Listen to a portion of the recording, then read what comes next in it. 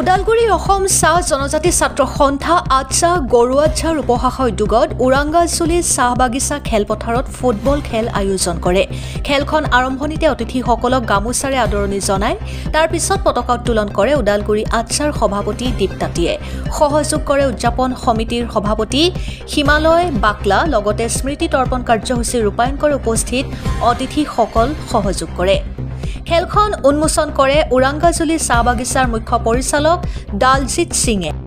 লগতে সমূহ খেলুৱৈসকলক শুভেচ্ছামূলক বাৰ্তা দি আজিৰ খেলখন আৰম্ভণি কৰে। স্পাৰ্টান FC আৰু ৰয়েল এম্পায়াৰ মাজত আজি খেলখন অনুষ্ঠিত। খেলখনত উপস্থিত থাকে উৰিয়া যুৱ ছাত্ৰ পৰিষদৰ জিলা সভাপতি দিলীপ সোণা, নুনাই চেৰফাঙৰ জয় ভাৰত পাৰ্টিৰ ব্লক সমিতিৰ সভাপতি ৰাজ কৰ্মকাৰ, পানেৰী শাখাৰ আচ্ছাৰ সম্পাদক হৰিশ তাঁতী, উদযাপন সমিতিৰ সম্পাদক অংকিত চাব্বাছী, লগতে দল সংগঠনৰ বিষয়ববীয়াসকল। স্বাস্থ্যই পৰম ধন। স্বাস্থ্যৰ প্ৰতি লক্ষ্য ৰাখি আজি এই ফুটবল খেলখন অনুষ্ঠিত কৰোঁ বুলি মত প্ৰকাশ কৰে আচ্ছাৰ সভাপতি দীপ্তাতী। লগতে চাহ বাগিচাৰ যুৱ প্ৰজন্মৰ মাজত কেনেকৈ সংস্থাপন দিব পাৰি তাৰ লক্ষ্য উদ্দেশ্যৰে এই ফুটবল খেলখন আয়োজন কৰে। ওদালগুৰিৰ পৰা নবীন চবৰৰ ৰিপৰ্ট, অৰুণোদয় আসাম। अभी बगान में आए ज़्यादा दिन नहीं हुए हैं और यहाँ आने से जो मुझे महसूस हो रहा है कि बहुत ही अच्छे से सभी लोग इन्वॉल्व हैं एक सही दिशा में काम करने के लिए। स्पोर्ट्स का इसमें बहुत बड़ा महत्व है। हमारे आगे जाने के लिए स्टूडेंट्स, यूथ, सभी देश को आगे बढ़ाने के लिए, अपनी कम्युनिटी को आगे बढ़ाने के लिए उनका सहयोग बहुत ज़रूरी है। और अगर वो साथ में हैं तो हम लोग ये आशा कर सकते हैं कि हम लोग हर क्षेत्र में उन्नति करेंगे। तो आज ये फुटबॉल का टूर्नामेंट ऑर्गेनाइज़ किया है यहाँ के यूथ का, उसमें उन्हीं के द्वारा किया गया, उन्हीं के लिए किया गया एक प्रोग्राम है। और अभी 2-4 दिन पहले ही यहाँ पे 31 तारीख को हम लोगों ने बगान में नो टोबैको डे मनाया है और वहाँ भी हम लोगों ने स्कूल में और सभी यूथ को साथ में लेके कुछ प्रोग्राम ऑर्गेनाइज़ किया था। तो ये उसी की दिशा में ही एक लग रहा है, एक खेल कूद जो कि यूथ को तंदुरुस्त बना सकते हैं और उनको मोटिवेट कर सकते हैं आगे अच्छे काम करने के लिए। सो मैं धन्यवाद हूँ सभी ऑर्गेनाइजर्स का कि उन्होंने खुद से इनिशिएटिव लेके इतना अच्छे से इतने सुंदर से प्रोग्राम ऑर्गेनाइज किया है और ये थोड़े दिन चलेगा। बहुत सारी टीम यहाँ के तकरीबन मेरा ख्याल है कि ज़्यादा से ज़्यादा यूथ को साथ में जोड़ा गया है। तो और बहुत उत्साहित हैं सब लोग। आज पहला मैच है और बहुत लोग आए भी हैं और मुझे लगता है कि आगे दिनों में यहाँ पे और बड़ा एक क्राउड देखने को मिलेगा। और मेरी शुभकामनाएं सारी टीम्स के साथ हैं। जब हम लोग फाइनल के लिए फिर यहाँ पे एकत्रित होंगे तो जो बेस्ट होगा और उनके लिए बहुत ज़्यादा शुभकामनाएं हैं कि सब लोग आगे आएँ। Right, thank you very much.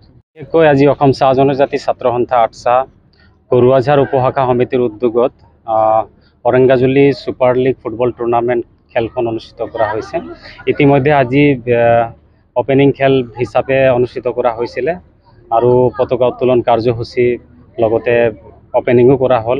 আৰু এই খেলখন অনুষ্ঠিত কৰাৰ উদ্দেশ্য এইটোৱে হৈছে, এই খেলখন অনুষ্ঠিত কৰি সমাজখনত বিশেষকৈ চাহ জনগোষ্ঠী সমাজখনত মেছেজ দিয়াৰ উদ্দেশ্য এইটোৱে হয় যে আজিৰ তাৰিখত সমাজখনত দেখিবলৈ গ'লে চাহ জনগোষ্ঠী যি আমাৰ নৱপ্ৰজন্ম, যি উঠি অহা নৱপ্ৰজন্ম আজি ক'ৰবাত নিচা জাতীয় বস্তুবিলাকত বিশেষ কৰি এডিক্টেড হ'বলগীয়া হৈছে।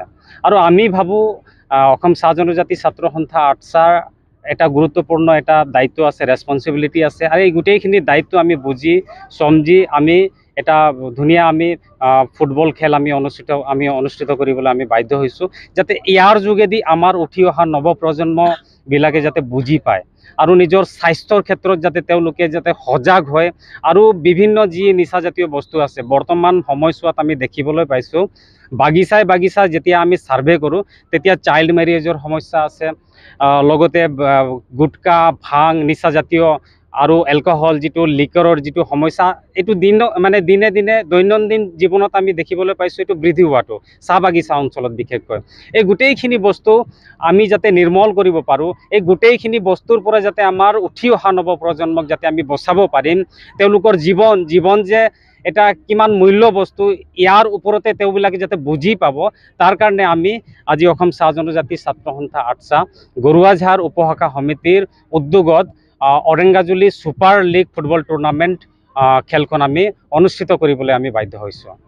আমি ক'বলৈ গ'লে আমি হয়তো ইয়াতে মেনেজমেণ্টৰো কিছু হয়তো গুৰুত্বপূৰ্ণ দায়িত্ব আছে, সিহঁতৰ গুৰু দায়িত্ব আছে। আজি আমাৰ চাহ বাগিচা অঞ্চলত কিন্তু বিগত সময়ছোৱাত আমি দেখা পাইছিলোঁ ডাঙৰ এটা ফুটবল টুৰ্ণামেণ্ট হৈছিলে।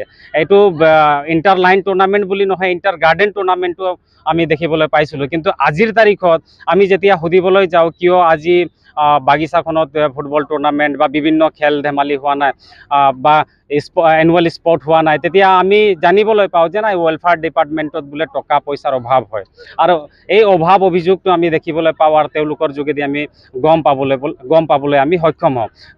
এই গোটেইখিনি ৰিজন আমাক দেখুৱাই ক'ৰবাত হ'লেও ক'ৰবাত আমাৰ যিটো চাহ বাগিচাত উঠি অহা নৱপ্ৰজন্মক বা চাহ বাগিচাৰ আমাৰ যুৱক যুৱতীসকলক খেলৰ প্ৰতি যি এটা মনোভাৱ আছে, ভাল এটা মেণ্টেলিটি আছে, এই মনোভাৱখিনিক তেওঁলোকে ক'ৰবাত হ'লেও ক'ৰবাত তেওঁলোকে বাধা দিয়াৰ কাৰণে প্ৰচেষ্টা হাতত লৈছে। আৰু যাৰ কাৰণে আজিৰ তাৰিখত আমি দেখিবলৈ পাইছোঁ যে চাহ বাগিচা অঞ্চলৰ পৰা বহুখিনি বাগিচাত আমি দেখিবলৈ পাইছোঁ বা আমি জানিবলৈ পাইছোঁ যে আজিৰ তাৰিখত কিন্তু আগতে যেনেকুৱা ফুটবল টুৰ্ণামেণ্ট হৈছিলে বা বিভিন্ন যি খেল হৈছিলে বা এনুৱেল স্পৰ্ট হৈছিলে, কিন্তু আজিৰ তাৰিখত আমি পোৱা নাই, আমাৰ মানে দৃষ্টিগোচৰ হোৱা নাই। আৰু এইটো ক'ৰবাত আমি দেখিবলৈ পাইছোঁ, এইটো এটা দুখ লগা বিষয় হয়।